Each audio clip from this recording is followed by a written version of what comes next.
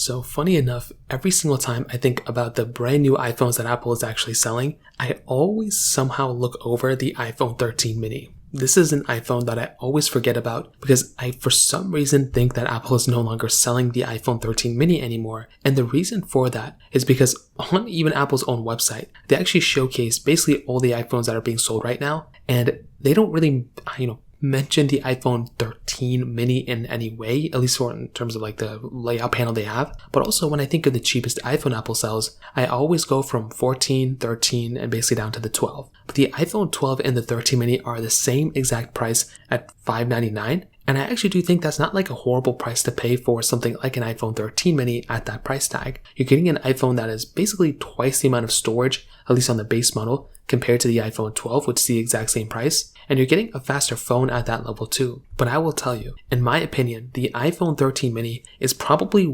an awesome upgrade, not the biggest upgrade, but it is an awesome upgrade coming from, the iPhone 12 mini.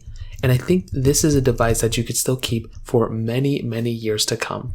In my opinion, starting off, the iPhone 13 mini, the size of this phone is either the make it or break it for you. For some people out there, you might be totally, okay with a big size Pro Max phone. But for some people, you might actually prefer something like a, smaller, 5.4 inch display or 5.7 inch display that this specific iPhone has. And I think at that level, that's a really cool thing. Having a phone that's this small, that's, so portable is actually a really cool thing. And I'm a big fan of this type of device from that perspective too, because you're getting a device that doesn't really cost, $1,000, but it's also a small iPhone at that level. But a really big thing that I kind of have to pinpoint as well, with a device like the iPhone, 13 mini, this is a device that is still very fast. It's still going to be very, very capable. And when it kind of comes down to it, this is a device that is still going to be supported for many, many years to come. So even though a majority of people, including myself, we forget that the iPhone 13 mini is even available, still brand new. Personally, for me, I think the iPhone 13 mini is easily one of the better options out there available. And I would 1,000,000,000% recommend buying this iPhone. I want to add one more thing. When you're getting a device like the iPhone 13 mini, you are still maintaining a device too